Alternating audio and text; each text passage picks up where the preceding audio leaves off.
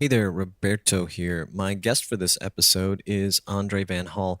We talk about embracing change, how intellect and curiosity together spark initiative, and why adversity warrants humility. Let's do this.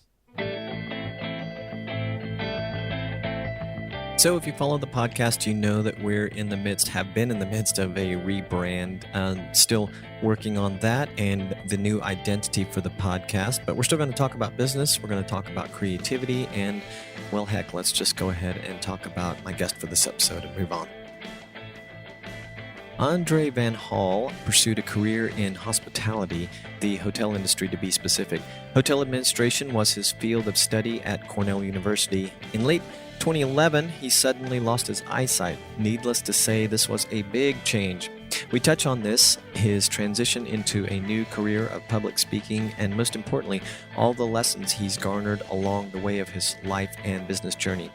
This, in my opinion, is one of the best interviews done for this podcast, in part because Andre is a great interview. In part, I suppose, because we were both in the proverbial zone. I'm very excited for you to hear this interview. We cover a lot of ground, and, well, I only hope you enjoy it as much as I did. Here is me and André van Hall. Thank you for spending time with me today. So I know, and we talked about it very briefly before starting the official conversation here, that I gathered that you lost your eyesight in late 2011 and started a new career as a professional speaker with emphasis on motivation, change management, and staff development, and a host of other things. But before we talk about that, I would love to give listeners and myself a better sense of who you are by asking you about your inspiration to pursue a career in hospitality before all that stuff happened. First of all, thank you very much for having me on your show, and it's truly exciting. And so thank you. And I was born in Buenos Aires in Argentina, and my mom wanted me to be an engineer, a lawyer, doctor, whatever. But I had to do my compulsory military service, and I was in the Coast Guard, and I ended up being a waiter for the officers. And I really thought I could do something with a career in hospitality. And I made a lot of changes to the kitchen and the facility where I was, and got a lot of accolades from the officers, and I started cooking stuff. And so I got enamored with the idea, and eventually my mom relented, and she said, "Okay, fine, I'll help you pay for college if you put up with the job that I get you for 1 year." So she sent me to Hamburg, Germany, as a pot washer, and so it was an interesting experience, and she was convinced I would come back with a tail between my legs and say, "Okay, I'm ready to go to school," But I loved it, and I continued to love it more and more. And so I spent 2.5 years at the Hotel 4 Jahreszeiten in Hamburg, in Germany, where I apprenticed all through the kitchen and the restaurant and then front desk and bellman. And eventually I went to the Ritz in Paris. I worked there as a front desk clerk and telex operator. And then I got admitted to Cornell University, and I came here to study hotel management. And the rest is history. And you never looked back, so to speak. I never looked back, and it's a fascinating career. The hours are brutal, but they give you, if you're willing and you invest in yourself. It's an industry that's willing to give you a lot of responsibility at the early age, and you're making decisions, and you're changing people's lives through the experiences of a fabulous day as they're traveling away from home. It's a very rewarding industry, but very punishing and demanding too. I can imagine all of those things to be very true. So, and you have also, in your career, if I can lump this in, you have spent a lot of time volunteering. And I was going to mention, thank you for dropping the names of the hotels that you worked with early on, but also I guess I wanted to mention that you went on to manage in organizations like the Hyatt Regency of Atlanta and Adams Mark in Denver, and probably some things in between. Yes. Your volunteer career or time looks equally impressive. I guess I can use that word, but you worked with the boards for Chamber of Commerce, United Way, Convention and Visitors Bureaus, Rotary Clubs, Urban League, and more. Can you speak to the beginnings of your volunteer activities and what they have ultimately meant for you personally? Absolutely. when I went to be the general manager of the Radisson Hotel in Burlington, Vermont, that was my first general manager job. And my predecessor had been at a bar and was bad-mouthing Burlington, Vermont, and saying what a cow town it was, and how there were more cows in Vermont than people, not knowing that the business editor of the paper was sitting right next to him overhearing this. And the headline of the paper the next day was, Radisson GM hates everything Vermont represents.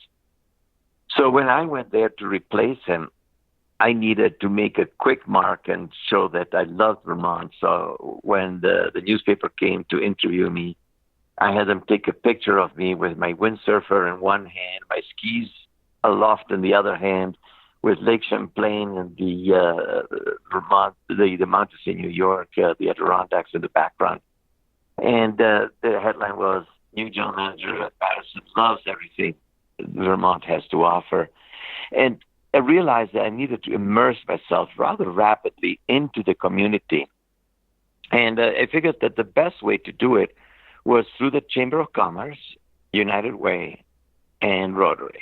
So I joined all three organizations. And you know how they talk about how the Yankees are cold and difficult, but I've never felt more welcome to any community as I did in Burlington, Vermont. And after 2 years, I was vice president of the chamber. I was co-chair of the United Way campaign, and I was already deeply involved in my Rotary Club. So every time that I moved from then on, I realized that what a huge self-serving thing it was to join these organizations, because it quickly introduced me to the leadership of the community.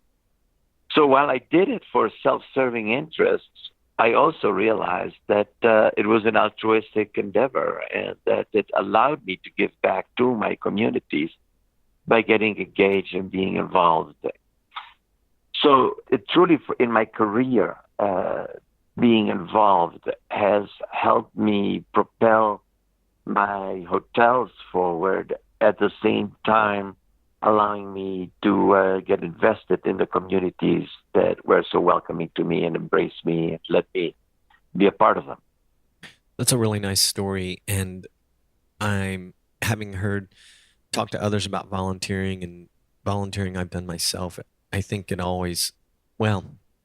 often, if not always, starts out with some level of self-serving motivation, and then quickly these types of things that you mentioned emerge, the generosity and the impact that we can make when we do it. So what a great story.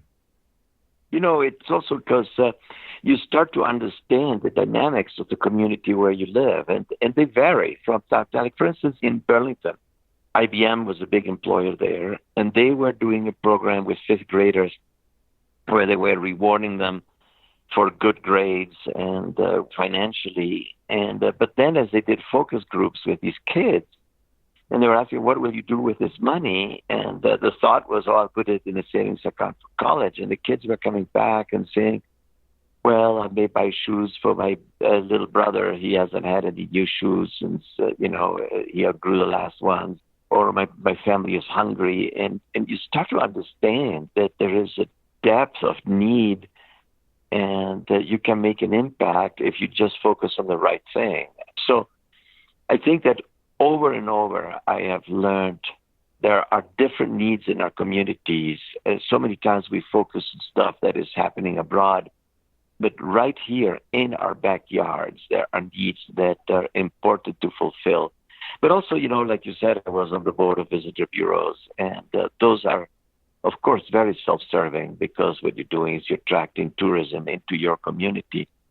But you also realize that you're not only benefiting your institution, but as the community gets more tourism, the restaurants and the gift shops and the little mom and pop organizations, they're all benefiting from this increased activity. Again, it's highly satisfying, and you get oxytocin shot into your blood when you help others, and I'm an oxytocin addict.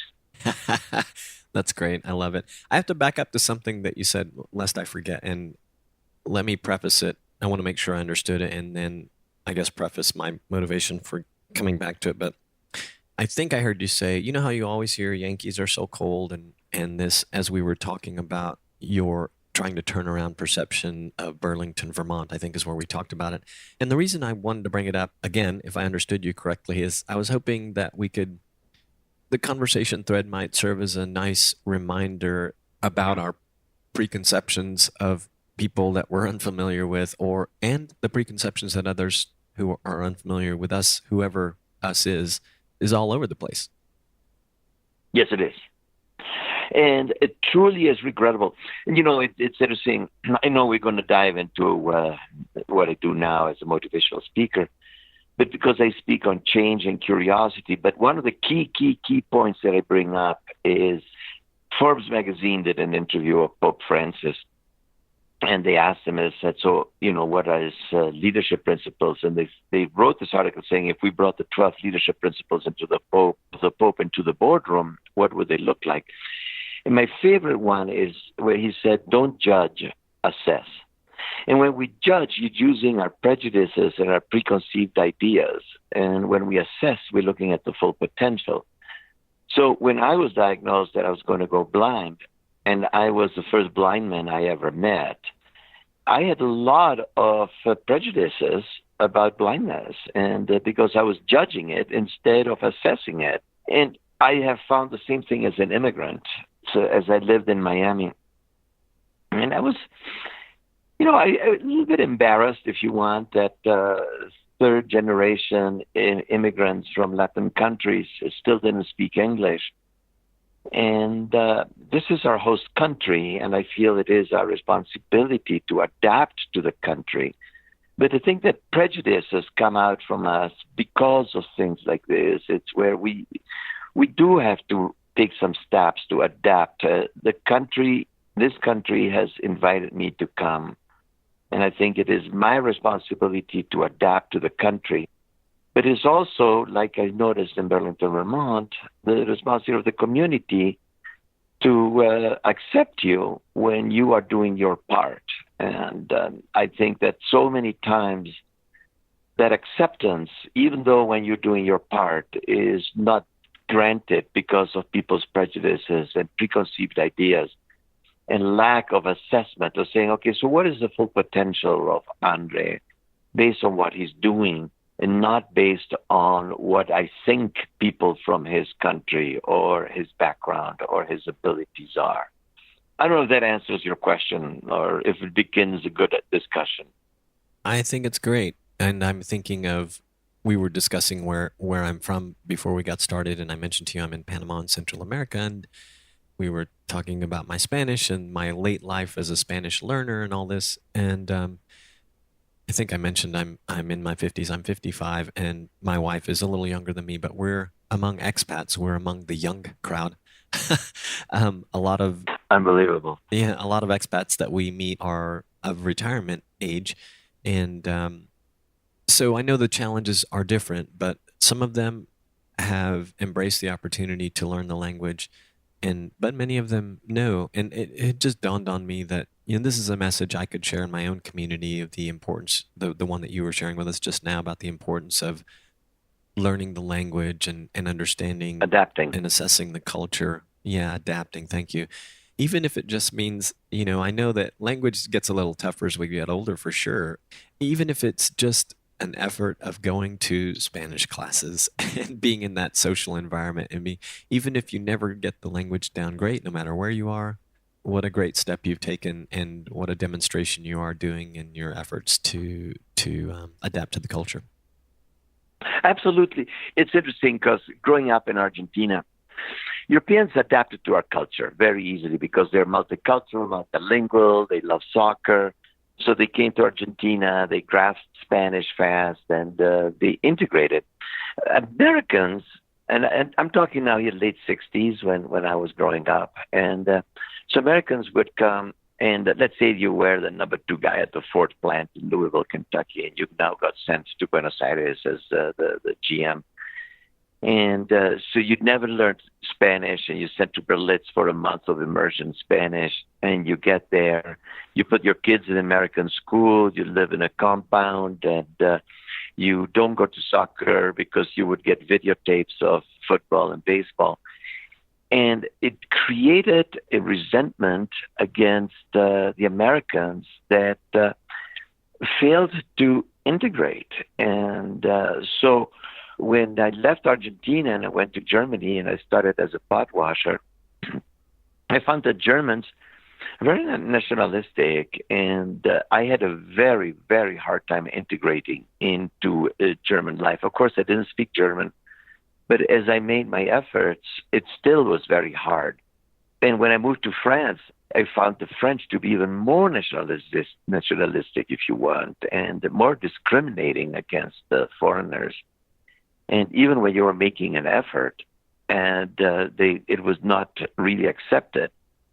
And then I came to the States to go to university, and I was just blown away by the hospitality, the acceptance, and the embracing of me by the Americans.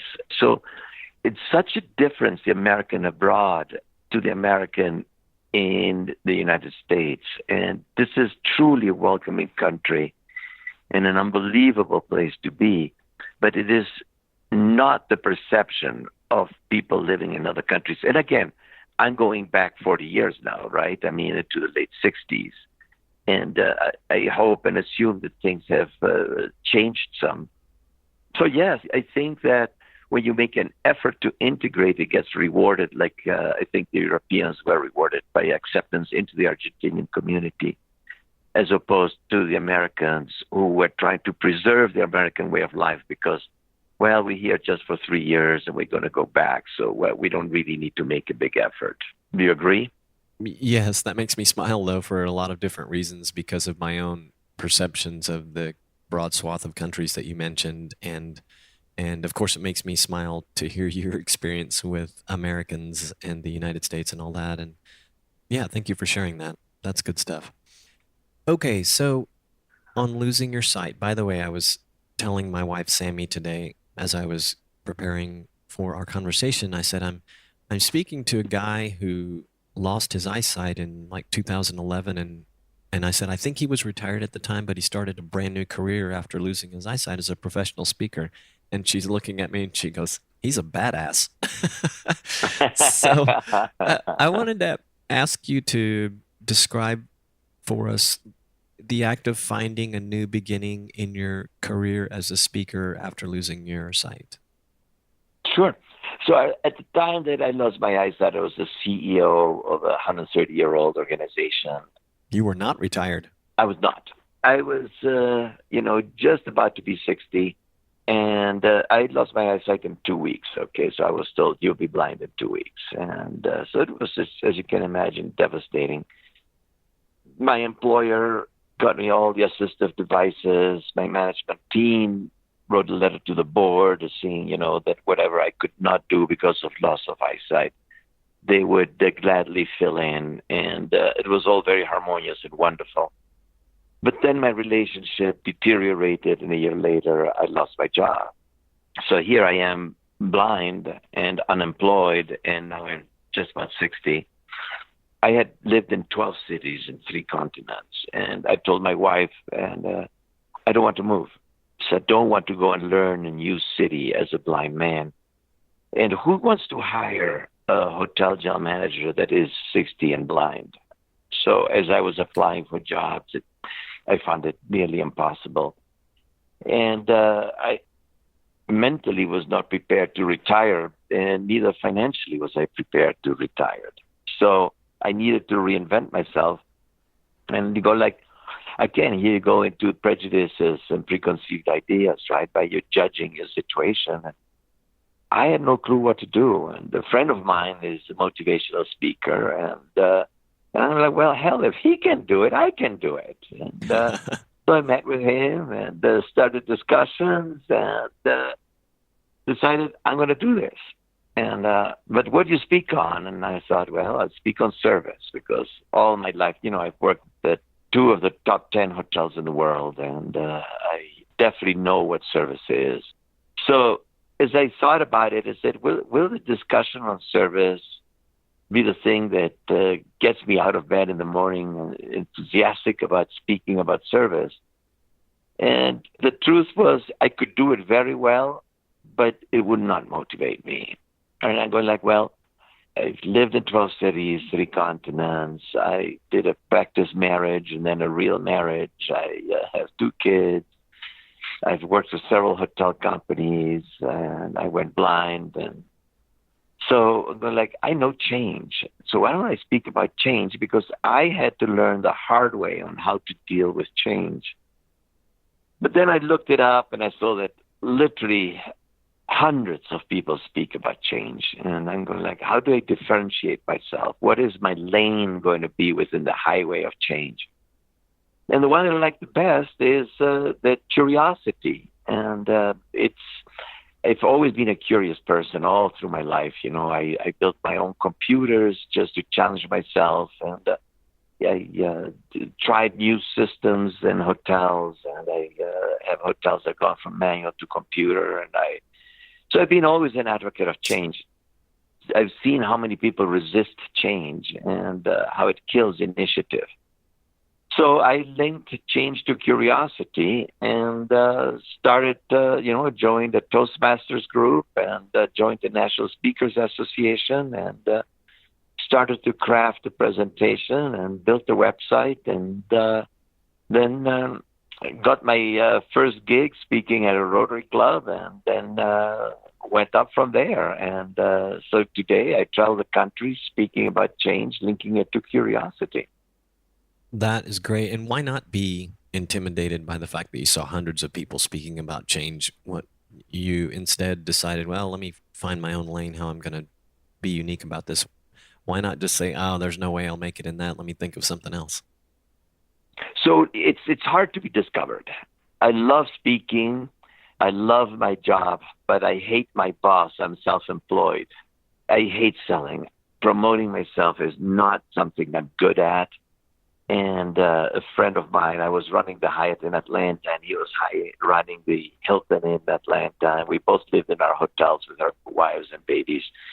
And he told me that he started his career here in Denver at the Hilton Hotel as an assistant manager. And his food and beverage director came one day and says, hey, come with me. We're going to audition this kid that wants to play in our bar. And he calls himself John Denver. So even John Denver had to play in dives and in bars and before he gets quote unquote discovered and makes it, right? And I'm at that stage where I'm still pushing very, very hard for each gig that I get. So it's an uphill battle, and there's no overnight success, and there's no such thing. It's you work hard at it, and it's one gig after another, and it's discouraging and it's disheartening sometimes, and you just have to get up in that morning and make those calls and make those solicitations. But if I had done it with speaking about service, I think it would have been more disheartening. And I believe in my message. I believe I can make a difference. But when I'm done speaking and people come and thank me and give me a hug and say, I had to hear your message, it's so timely, it's so rewarding. It reinvigorates me, and it validates the fact that I'm doing the right thing and that I'm helping people. And you know what? Nothing that I say has not been said before, but it's never been said the way that I say it and the stories that I tell. So I know I am different from other people that are speaking about change. And so if I speak to a group and it's my ideal group, and from that I don't get at least 2 leads for a new gig, then I have to rethink what I'm doing. Then I'm not giving the right message. So Sure. I feel that I'm in the right lane, giving the right message at the right time. I mean, change is so rampant. You know, in the last year, we have seen more change than in the previous 5 years. And this is the slowest rate of change we will see for the rest of our lives, because change is truly accelerating. So it scares people. I say that the title of my book is The Curiosity of Change, how to bring light to the dark side of change.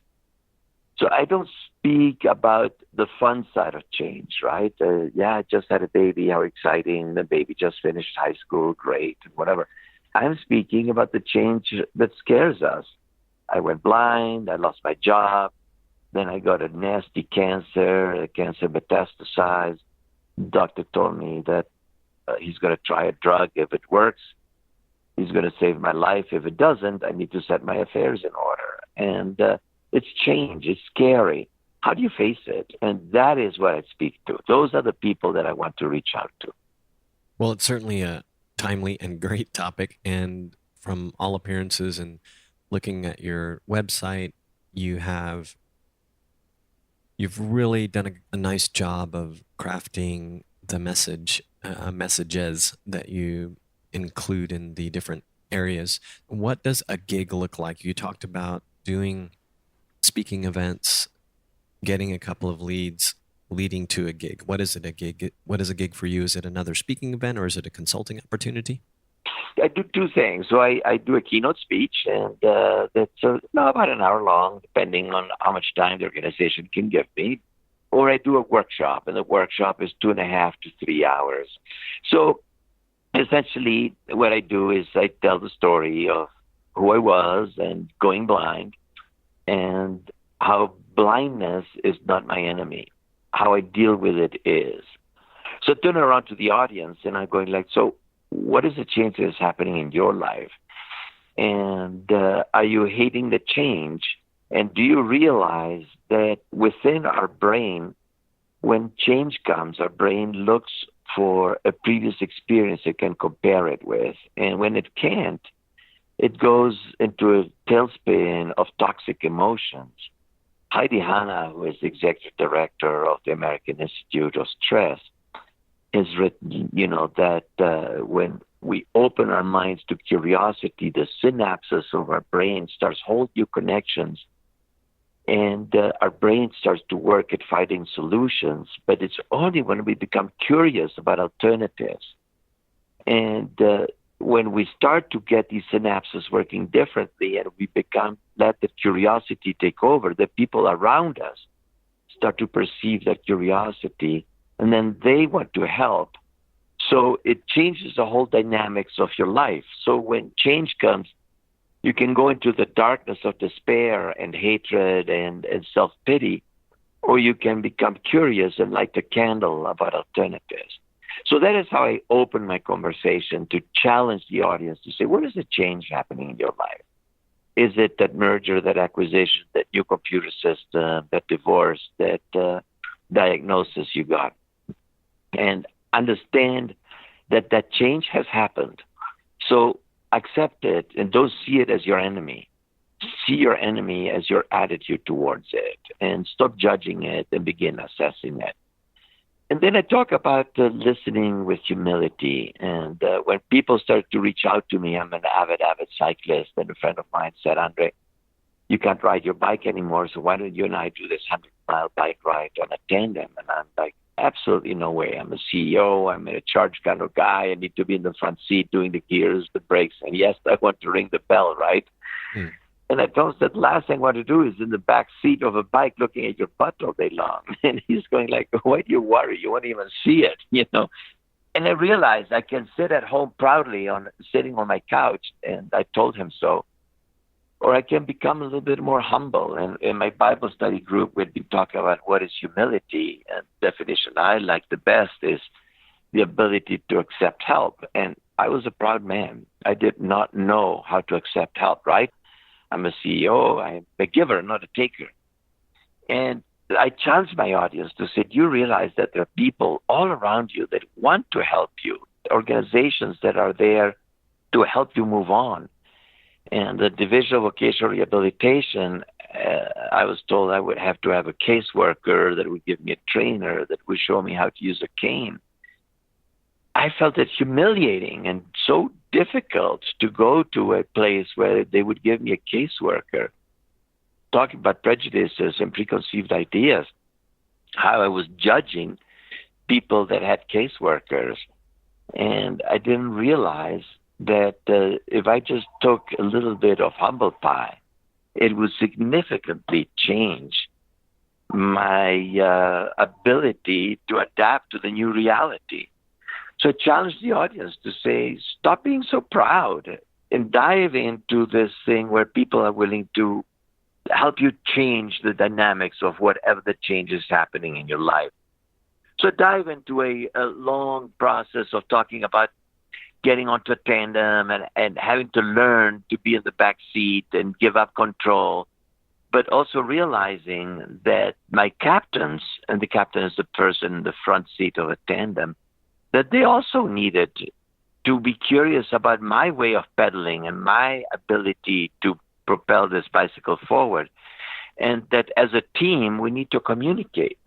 So I say, when you are head of a new team, are you open to listening to them? Or do you set a pace that is so murderous that you leave the team behind and break it up?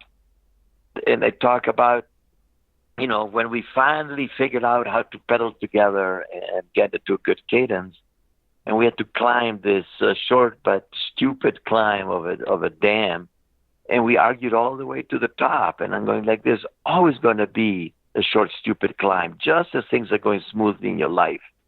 And are you willing to communicate with your team and figure out how you're going to overcome this climb?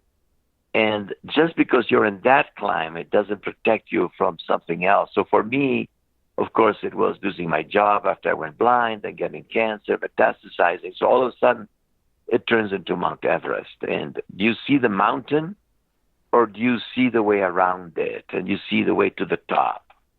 So the whole metaphor of the tandem has served me very, very well, and it's a great way to get people to see how to deal with change and adapt to the new reality, and how you need to trust each other, how I have to trust my captain when we're going down the mountain at 62 miles an hour. So, every year I do ride the Rockies as a 450-mile bike ride, and we do it on a tandem. And for the last 3 years, we've been doing it for Team Samaritan House, which is a homeless shelter. And this year, 53 of us raised $220,000 for the homeless.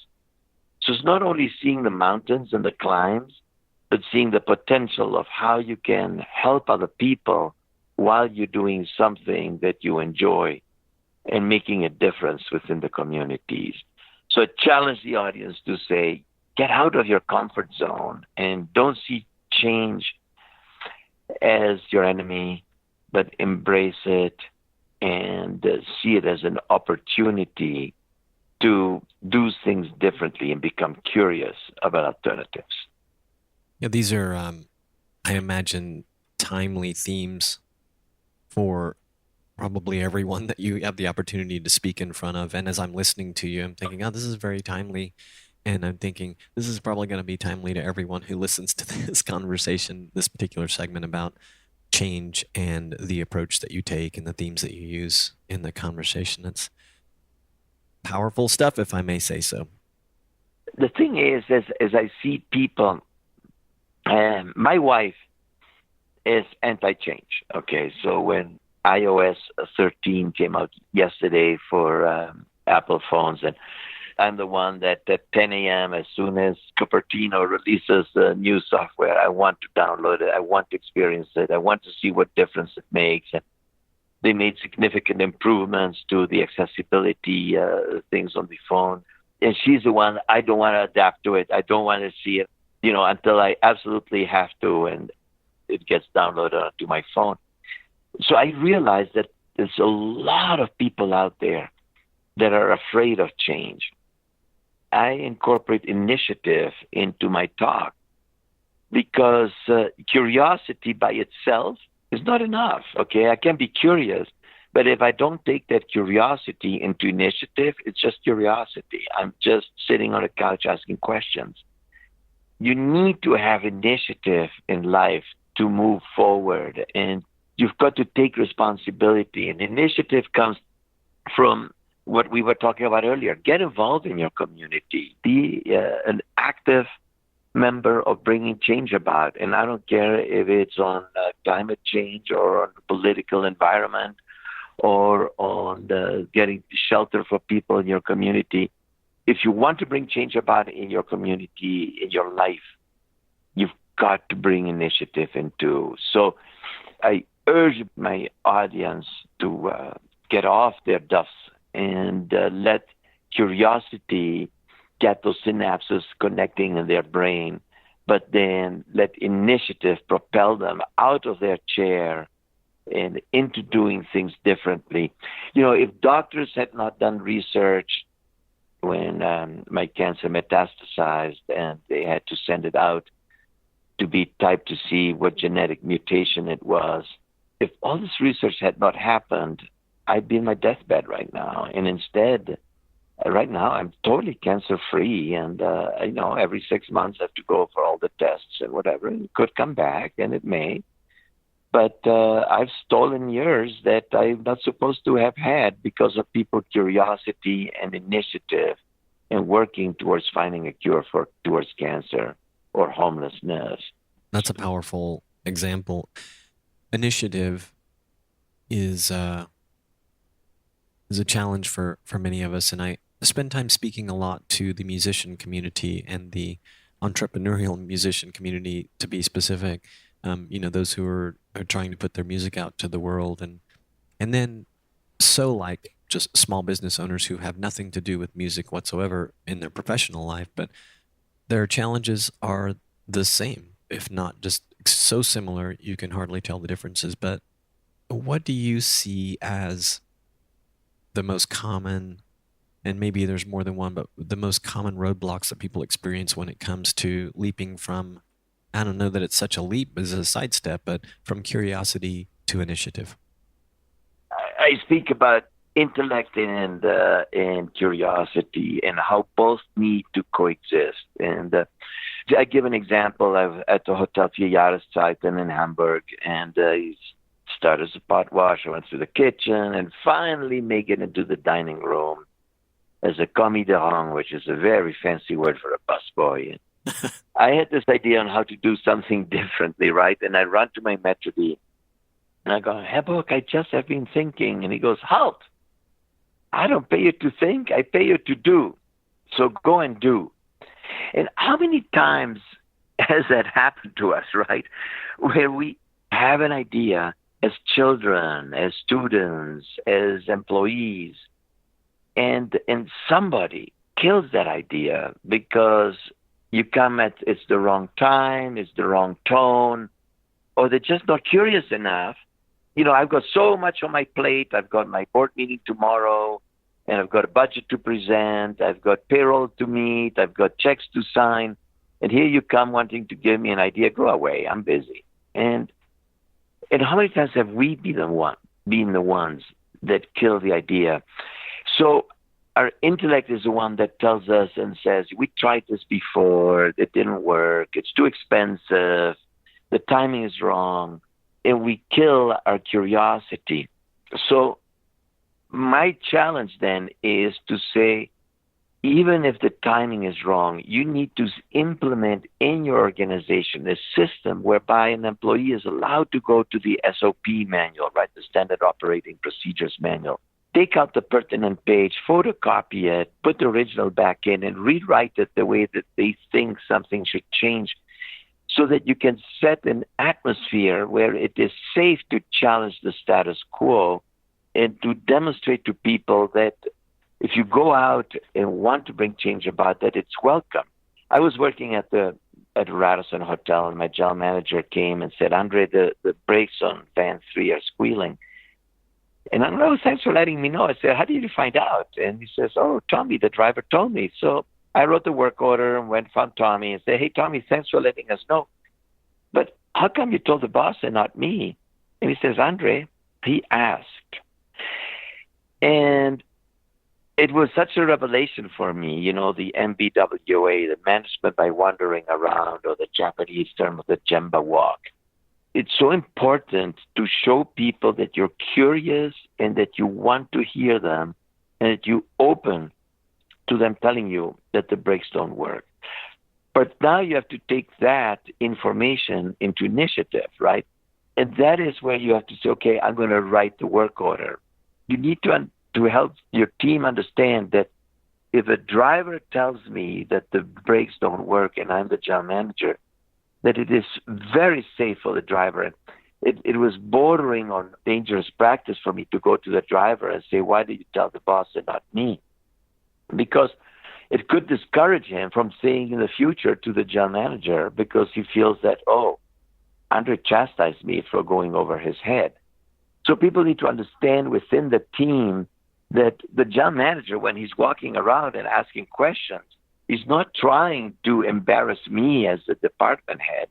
He's trying to help me find problems within my department so we can jointly solve them and bring them to initiative to change things. And when the whole team understands that it's safe to do that, that is how I think you bring curiosity around into initiative, where people feel it's safe to bring change about. And it's no different in our personal lives.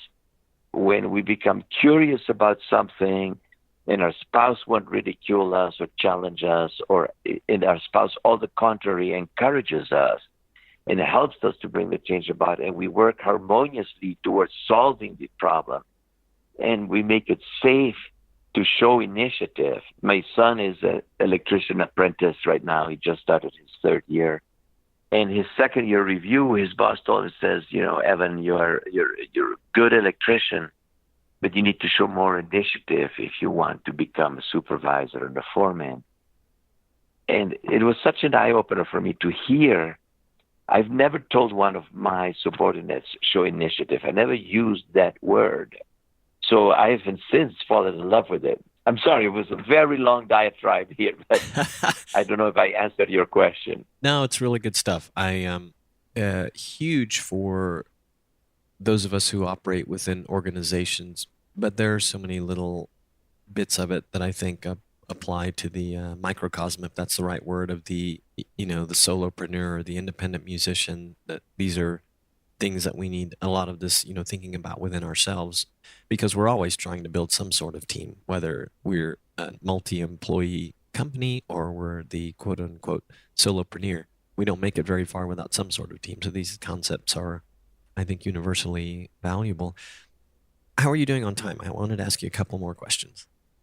Oh, I've got time. Okay. About your book, I Didn't Kill the Cat, How Curiosity Ignites the Power of Change. I would love to know what was going on inside your head when you decided to start the book.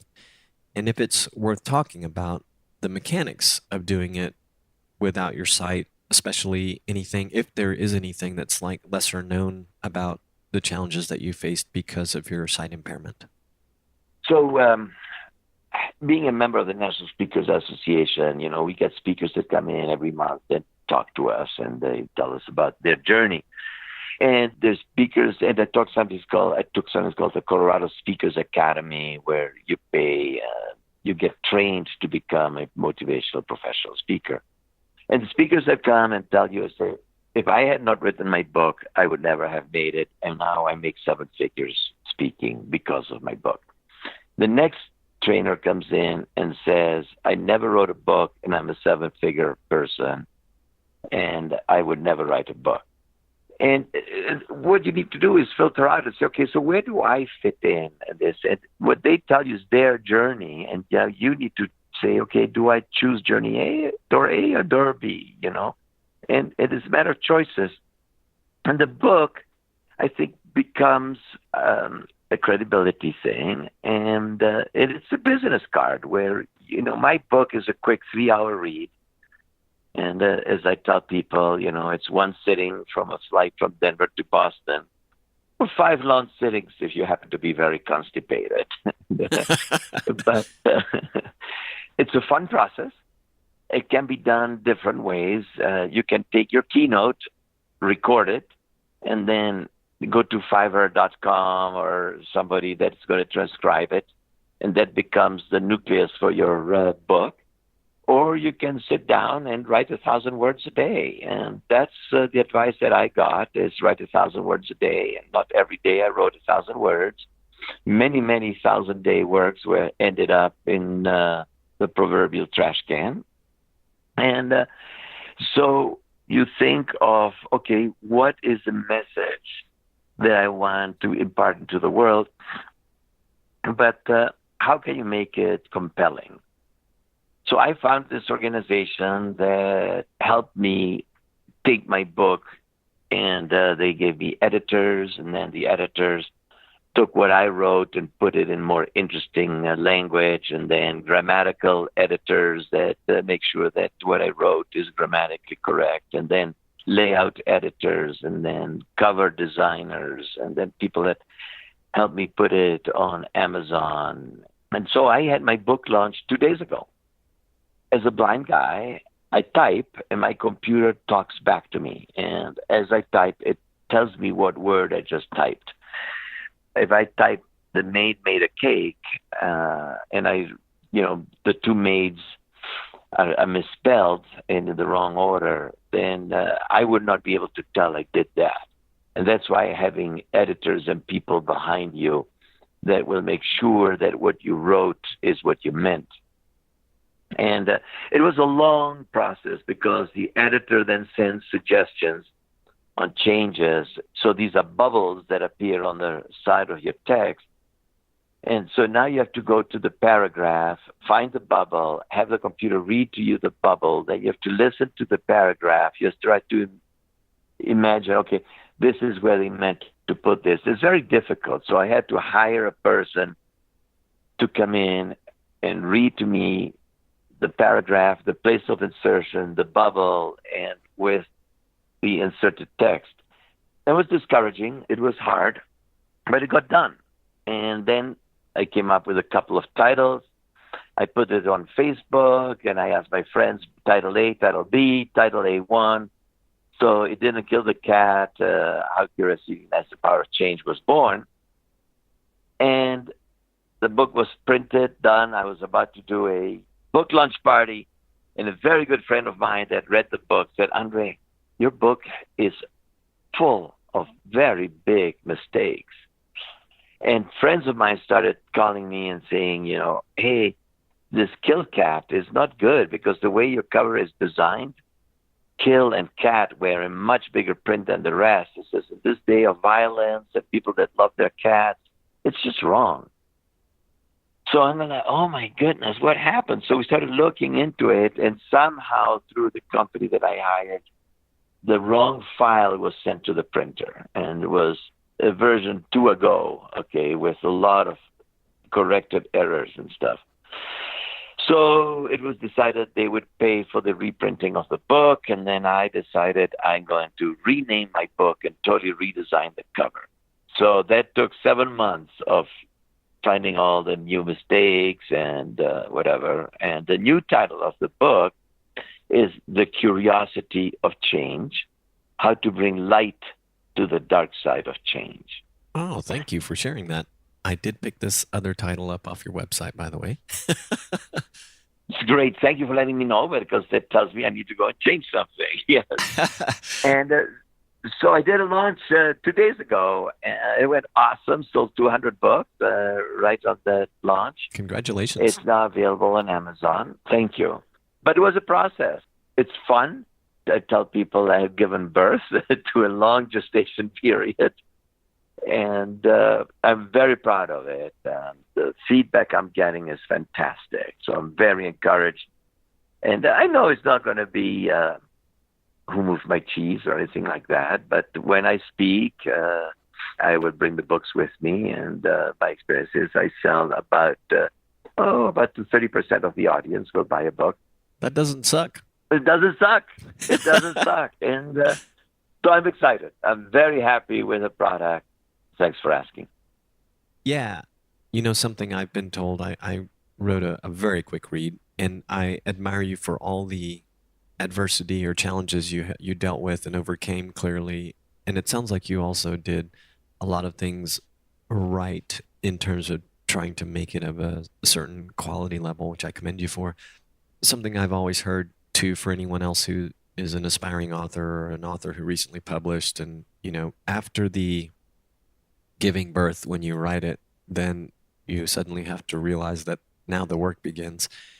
The thing I always hear is that with a book, if you're not marketing, you're not selling. So it's a constant thing. And I love that you called it a business card and also talked about using it as such pretty much at your events, and that you actually sell a good amount at the events. I think that's really helpful stuff for authors to hear. You talk about marketing, and one of my favorite stories is about Mr. Wrigley from Wrigley, the chewing gum.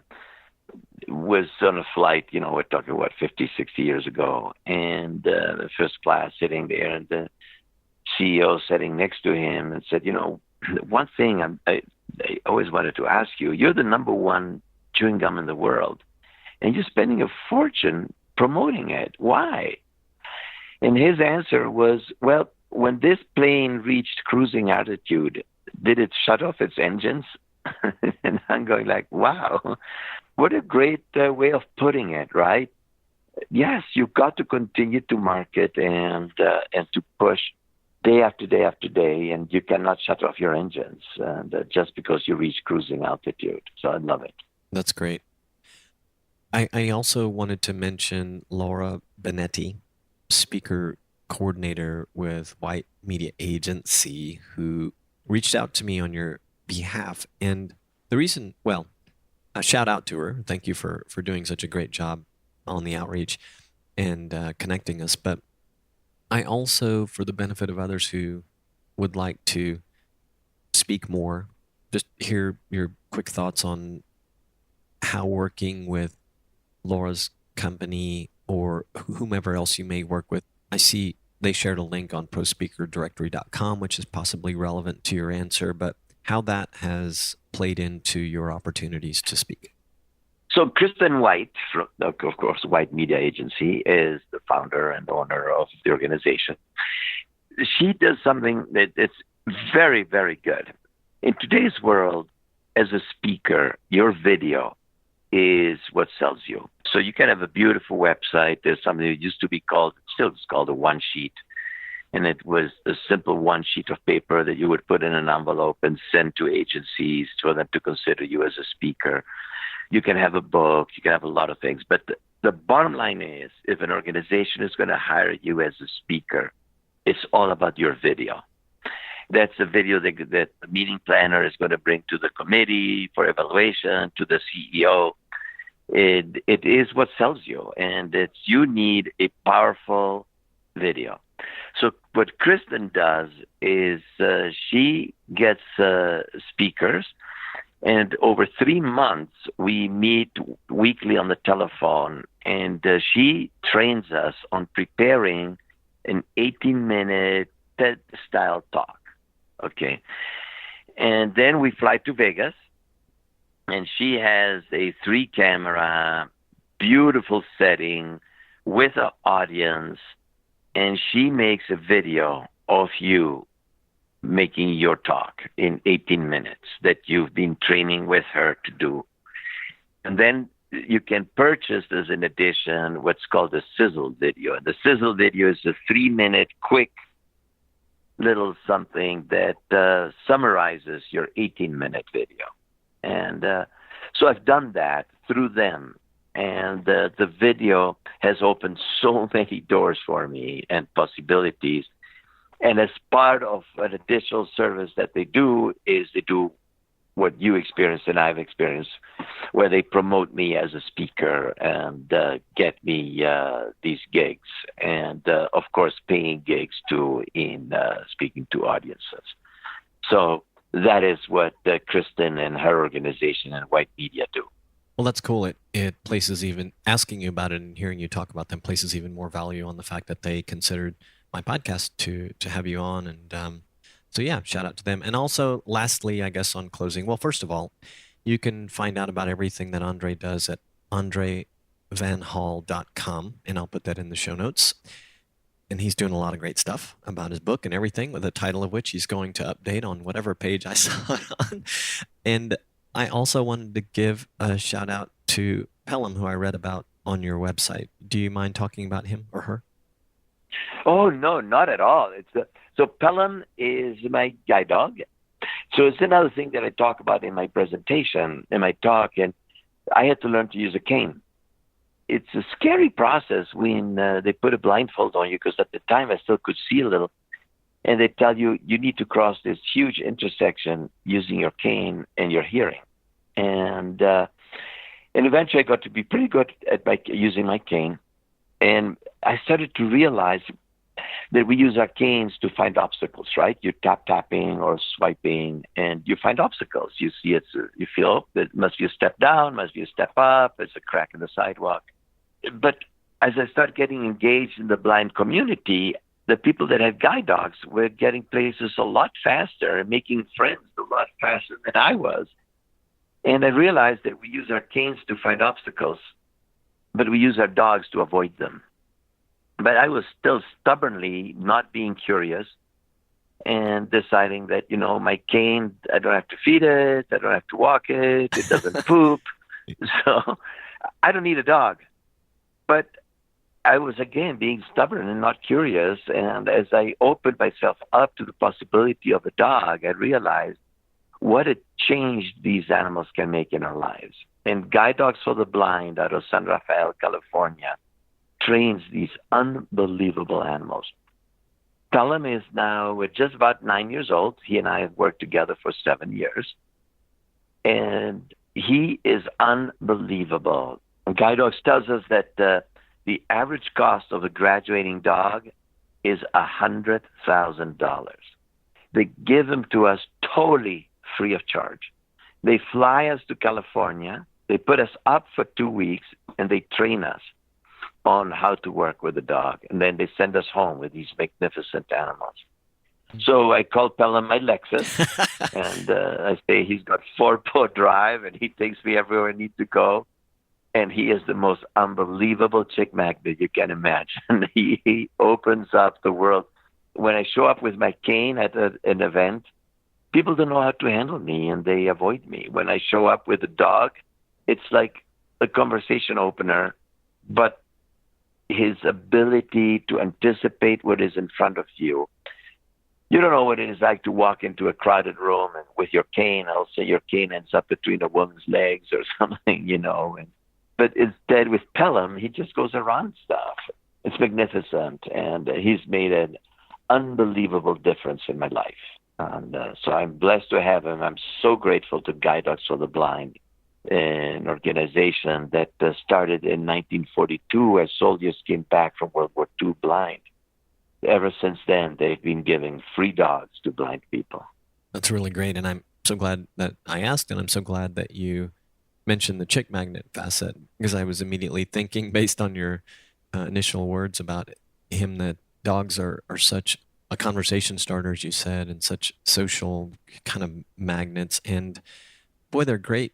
They're great teachers. We adopted a street dog here, and I've had dogs growing up, but he's the first dog that I ever diligently have spent time with training, both my wife and I. And the things that we learn about ourselves when we're trying to train, learn how to train a dog is pretty amazing. And I was mentioning this to another recent interview guest and brought up his dog, and he'd mentioned that he'd spent a lot of time training that dog and maybe some others, but in his world, he deals with leadership with his audience. And he said that he found that training a dog is so similar to the same type of engagement that we make with people in an organization. Amen. Absolutely.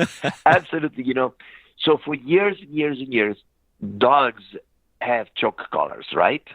Guide dogs for years have done corrections. So correction is where you give a slight tug on the choke collar when the dog does something wrong to tell them, hey, pay attention, or hey, you did this wrong. So all training was done through corrective action. And then about 15 years ago, they changed completely from corrective action to reward training. So you reward good behavior to encourage it rather than castigate or punish bad behavior.